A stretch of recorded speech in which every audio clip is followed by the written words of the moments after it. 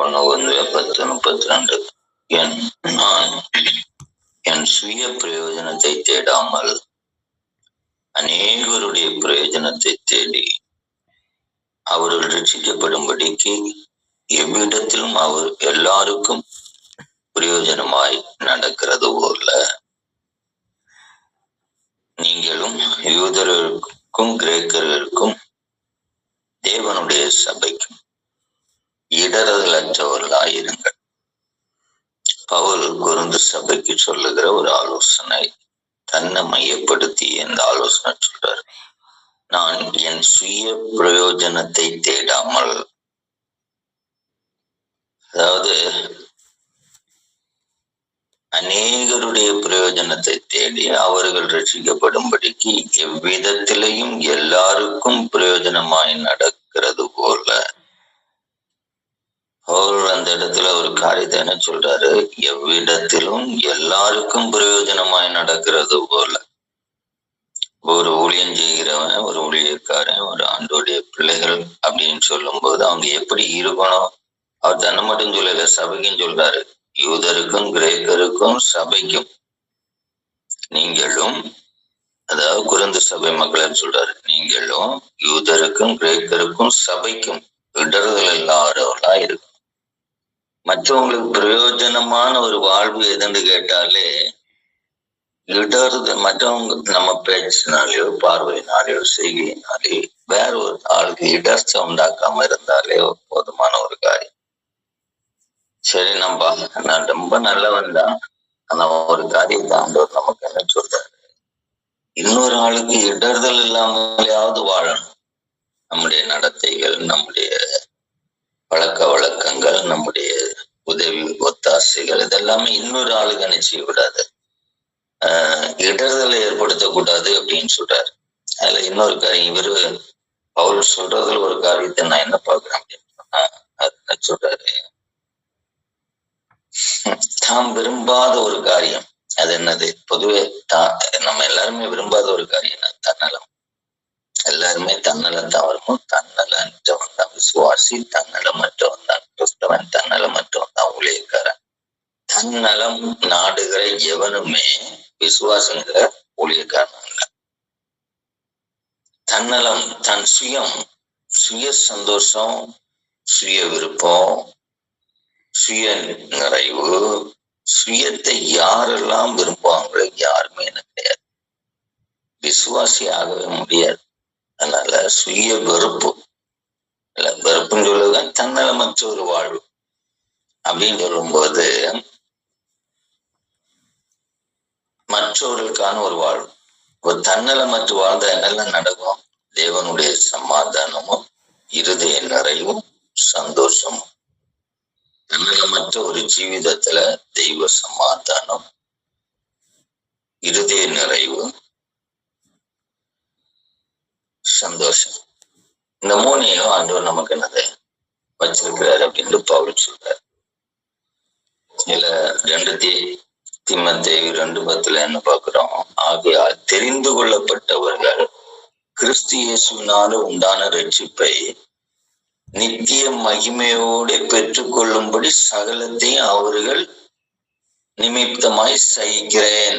பவுல் அருமையா சொல்ற. எதனால தன்னலமற்று இருக்கிறேன் அப்படின்னு சொன்னா, தனக்கு வேண்டி இல்ல, தனக்கு நித்திய ஜீவன் இருக்கு, அது வேற. தெரிந்து கொள்ளப்பட்டவர்கள் கிறிஸ்து இயேசுவினால் உண்டான ரட்சிப்பை நித்திய மகிமையோடு பெற்றுக் கொள்ளும்படி, மற்றவர்களுக்கு அந்த ரட்சிப்பு நித்திய ஜீவனில நடத்தணும் சொன்னா விசுவாசியாகிய நானும் நீங்களும் ஊழியனும் ஊழியக்காரரும் என்ன செய்யணும் அப்படின்னு சொன்னா, அதுல முக்கியமான ஒரு பாகம் அவங்க என்ன செய்யணும்? தன்னலமற்றவர்களா இருக்கணும். எப்ப பார்த்தாலும் தன்னுடைய பெருமைக்காக, தன்னுடைய புகழ்ச்சிக்காக, தன்னுடைய லாபத்துக்காக, தன்னுடைய மேன்மைக்காக, தன்னுடைய பாராட்டுக்காக, தன்னுடைய விருப்பத்துக்காக செயல்படுகிற எந்த ஒரு விசுவாசியும் எந்த ஒரு ஊழியனும் என்ன செய்ய முடியாது. தெரிந்து கொள்ளப்பட்டவர்களுக்கு இடர்தலாதான் முடியும். நல்ல தெரிந்தெடுக்கப்பட்ட ஜனத்துக்கு இடர்தல் செய்யாம இருக்கணும் அப்படின்னா, முதலாவது என் வாழ்வு தன்னலமற்றதா. நான் விரும்பாத இரண்டாவது காரியம். எப்பவுமே யாருமே விரும்ப மாட்டோம். நல்லது நமக்கு வேணும்னு தான் எல்லாமே விரும்புவோம். நமக்கு கிடைக்கிறது எல்லாமே நன்மைக்கு பதில் தீமையாக இருக்கலாம், சந்தோஷத்துக்கு பதில் துக்கமா இருக்கலாம். அது எதுவா இருந்தாலும் சரி, மற்றவங்களுக்கு இடர்கள் இல்லாம வாழணும் அப்படின்னு உள்ளத பவுல் கொரிந்து சபைக்கு எடுத்து சொல்றார். இன்னும் அந்த 1 கொரிந்தியர் 9:19-23 வருஷத்துல என்ன சொல்றாரு பார்ப்போம். நான் ஒருவனுக்கு அடிமைப்படாதவனாய் இருந்தும் நான் அதிக ஜனங்களை ஆதாயப்படுத்திக் கொள்ளும்படி என்னைத்தானே எல்லாருக்கும் அடிமையாக்குகிறேன். நான் யாரு? நான் பெரிய வீராதி வீரன் சூராதி சூரன் சொல்றதா என்னத்த ஊழியக்காரனும். அவள் என்ன சொல்றாரு தெரியுமா? நான் யாருக்கும் அடிமை இல்லை. அவரு படிப்புலையும் சரி, குடும்ப பின்னணியிலையும் சரி, சமூக பின்னணியிலையும் சரி, சம்பத்திலையும் சரி, என்னன்னா அவங்கெல்லாம் ஹைலி எஜுகேட்டட். அதாவது ஹமாலிகளுக்கு பாதத்துல இருந்து படிக்கிறது சாதாரண ஆளுக்கு முடியாது. இந்த பிராமணன் மேல ஹைத்தட்டுல பெரிய முனிவர்கள் கையில படிக்கிறத விட ஹமாலிகளின் கையில இருந்து படிக்கிறதும் அதே அனுபவம் உள்ளதுதான் நம்ம பவுல். என்ன சொல்றாரு? நான் ஒருவனுக்கு அடிமைப்படாதவனாய் இருந்தும், எதுலயும் நான் அடிமைப்பட வேண்டிய அவசியம் இல்லை. ஆனா நான் அடிமையா தான் இருக்கிறேன். எதுக்கு? அதிக பேர் நான் என்ன செய்யணும்? ஆதாயப்படுத்தணும். என்னை அடுத்தது யூதரை ஆதாயப்படுத்திக் கொள்ளும்படிக்கு யூதருக்கு யூதரனை போலவும் நியாயப்பிரமாணத்துக்கு கீழ்ப்படுகிறவர்களை ஆதாயப்படுத்திக் கொள்ளும்படிக்கு நியாயப்பிரமாணத்துக்கு கீழ்ப்படுகிறவனை போலும் மானேன். நியாயப்பிரமாணம் இல்லாதவனை ஆதாயப்படுத்திக் கொள்ளும்படிக்கு அவனுக்கு நியாயப்பிரமாணம் இல்லாதவனை போலானேன். அப்படி இருந்தும் நான் தேவனுக்கு முன்பாக நியாயப்பிரமாணம் இல்லாதவனாயிராமல் கிறிஸ்துவின் பிரமாணத்துக்கு உட்பட்டவனாய் இருக்கிறேன். கிறிஸ்துவின் பிரமாணம் என்னது? அன்பு. கிறிஸ்துவின் பிரமாணம் சொன்ன உடனே வேற எதையும் யோசிச்சுட்டு இருந்துடக்கூடாது. கிறிஸ்துவின் பிரமாணம் சொல்றது அன்பு. அத எல்லா பிரமாணமும் ஒரு பக்கம் இருக்கட்டும். ஆனா பவுல் அழகா சொல்றாரு, நான் பிரமாணத்துல எல்லா பிரமாணத்துக்கும் உள்ளவனா இருந்தாலும் எல்லா பிரமாணத்தையும் காட்டிலும் பிரமாணம் கிறிஸ்துவின் பிரமாணம். அது அன்பு. அதுலயும் பலவீனரை ஆதாயப்படுத்திக் கொள்ளும்படிக்கு பலவீனனை பலப்படுத்தினேன். எப்படியாயிலும் சிலரை ரட்சிக்கும்படிக்கு நான் எல்லாருக்கும் எல்லாமானேன்.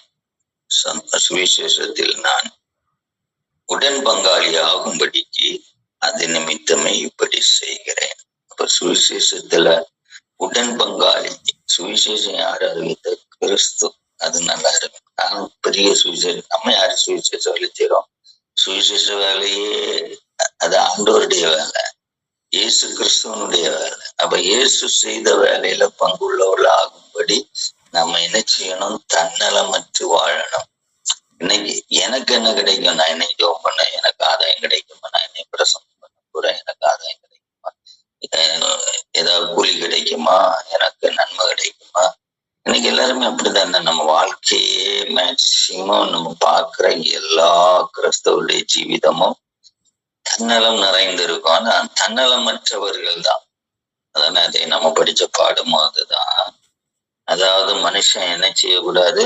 பொருளாசையும் அதுபோல என்னது பேராசையும் பொருளாசையும், இந்த ரெண்டு ஆசையும் இல்லாம இருந்தாலே தன்னாலும் தானே என்ன செய்யும்? மற்றவர்களா மாறிடும். இந்த ரெண்டு ஆசை தான். அதாவது நான் ஏற்கனவே ஒரு நாள் சொல்லி இருக்கிறேன். எனக்கு அதுல 1-2 காரியத்தை மறந்துட்டேன். அதாவது காமம், குரோதம், பெருமை, பேராசை, இன்னொன்னு அது எதுவும் ஞாபகம் இல்லை. இதெல்லாம் ஒரு ஆளுகிட்ட இல்லைன்னு சொன்னாலே அவன் பரிசுத்தவான். இதெல்லாம் வச்சுக்கிட்டு காமம், குரோதம் சொன்னா பழி வாங்குதல், பெருமைன்னு சொன்னா அது எல்லாருக்கும் தெரிஞ்சதுதான், பேராசைன்னு சொன்னா அதுவும் தெரியுதுதான். இன்னும் ஒண்ணு அதுன்னு சொல்ல மறந்துட்டேன். இந்த 4 காரியத்தையும் நல்லா சிந்திச்சு பாருங்க. இது இல்லாம இருந்தாலே நம்ம யாராயிட்டோம்? ஆண்டோடைய பிள்ளை ஆயிட்டோம். இப்ப நம்ம ஆண்டோடைய பிள்ளையாண்டு இதெல்லாம் வச்சுக்கிட்டு பேசுனாலும் சரி, கேட்கணும் சரி, ஆண்டோடைய பிள்ளையா very very very very hard. அது கஷ்டம். ஆண்டோடைய பிள்ளையாகிறதே கஷ்டம். இயேசுடைய குணநலம் நமக்கு இல்லை அப்படின்றனாலே கடைசி ஒரே வசனத்தை வாசித்து நிறுத்திடுறேன். அதாவது பிலிப்பியர் 1:10 என்ன சொல்ற தெரியுமா? தேவனுக்கு மகிமையும் துதியும் உண்டாகும்படி கிறிஸ்துவினால் வருகிற நீதியின் கனியால் நிறைந்தவர்களாகி. நம்ம எப்படி? கிறிஸ்துவினால் வருகிற நீதியின் கனி என்னது? கிறிஸ்துவினால் வருகிற நீதியின் கனி ஜஸ்ட் சிம்பிள் சமாதானம். வேதனை வந்தாலும், கஷ்டம் வந்தாலும், பாடு வந்தாலும் அந்த இடத்துலயும் சமாதானமா இருக்க. சமாதானம் இருக்க ரொம்ப கடினமான காரியம். சமாதானமா தான் இருக்கேன்னு நினை. சமாதானம் அதாவது நம்ம பயந்து இருக்கிறோம் இல்லைங்கன்னா என்னது பொறுத்து இருக்கிறோம் அப்படின்னு சொல்றது சமாதானம் இல்லை. சமாதானம் சொன்னாலே எல்லா காரியத்தையும் புரிந்து பொறுமையா இருக்கிறதுக்கு பேருதான் சமாதானம். புரிதல் இல்லாம பார்த்துக்கிட்டு நிக்கிறது சமாதானத்தின் வழி அல்ல, அது அறியாம. ஆனா சமாதானத்தின் வழி அப்படின்னு சொல்றாருன்னா தெரியுமா? அழகா பவுல் சொல்றாரு, தேவனுக்கு மகிமையும் துதியும் உண்டாகும்படி கிறிஸ்துவினால் வருகிற நீதியின் கனியை நிறைந்தவர்களாகி. நம்ம எப்படி இருக்கணும்னு சொல்றாரு? கிறிஸ்துவினால் வருகிற தன்னலமற்றவன், கிறிஸ்துவினால் வருகிற நீதியின் கனி. கிறிஸ்துவினால் வருகிற நீதியின் கனின்னா சமாதானம். ஏன்னு சொன்னாங்க, கிறிஸ்துவினால வருகிற நீதியின் கனி எப்படி இருக்குங்கன்னா எல்லாத்தையும் புரிஞ்ச பிறகு இவ்வளவுதானா அப்படின்னு உள்ள அந்த பூரண புரிதலுக்கு பிறகு உண்டாகிறது தான் கிறிஸ்துவினால் வருகிற நீதியின் கனி. இல்லாம கொஞ்ச நேரம் நான் ஜோம் பண்ணணும்னா எதுவுமே புரியலையே, இன்னுமே எனக்கு பைபிள் புரியல, இன்னுமே பைபிளுக்குள்ள இருக்கிற ஒண்ணுமே புரியல. 40 வருஷம் இல்ல 45 வருஷம் ஊழியம் செய்தாலும் இன்னுமே பைபிளுக்குள்ள என்ன இருக்குன்னு எனக்கு புரியல. வேதத்தின் ஆழங்கள்ல எதுவுமே என்னால புரிந்து கொள்ள முடியாது. அப்படி இருக்கல எப்படி சமாதானம் உண்டாகும்? புரிதலில் உண்டாகிற சமாதானம். எல்லாத்துலயும் வாழ்க்கையில புரிதல் எந்த இடம் இருந்தாலும் புரிதலில், அது கிறிஸ்து இயேசு எல்லாவற்றையும் நினைச்சிட்டாரு. கிறிஸ்து இயேசுவில் வருகிற நீதியின் கனி. அந்த புரிதல் நம்மளை குற்றப்படுத்தவே கூடாது. நம்ம சமாதானமா ஆயிட்டோம்னா, நீ கிறிஸ்து இயேசுவில் வருகிற நீதியின் கனி சமாதானம் அப்படின்னா குற்றப்படுத்தாத, அதாவது ஃபுல் அண்டர்ஸ்டாண்டிங் உள்ள, எல்லாம் ஆழமான சூழ்நிலையை புரிந்து இதனுடைய விளைவு இதுதான் என்றுள்ள புரிதல். அந்த புரிதலின் பின்னணியில இருக்கிறதுக்கு பேருதான் என்னது? சமாதானம். அந்த சமாதானத்தை தேவன் இந்த நாளில் நிறைய காரியம் நம்முடைய புரிய முடியாம இருக்கிறோம். எல்லாமே நமக்கு தோணுனது போல செய்துக்கிட்டு அதை நீதிகரிச்சுட்டு நானும் பெரிய விசுவாசி, நானும் பெரிய ஊழியக்காரன், நானும் பெரிய எனது பரலோக வாசின்னு சொல்லி நடக்கிறோம். அவைகளை எல்லாம் நல்லா ஆகிடும். நிறைய காரியம் இருக்கு.